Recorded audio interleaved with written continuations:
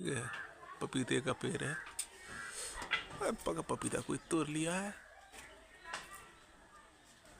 कच्चा पपीता है मगर अभी अभी पपीता पका नहीं है। पक जाएगा ना तब खाने में मजा आएगा।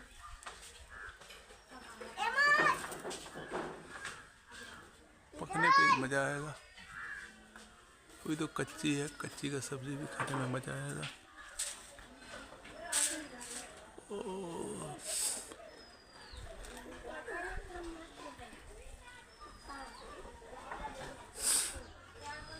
एक पेड़ देख लो कि ये कितनी दूर में है।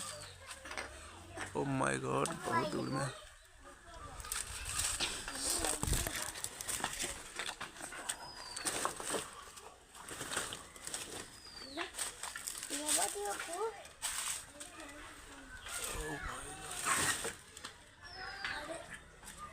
दूर का पपीता पड़ा हुआ है।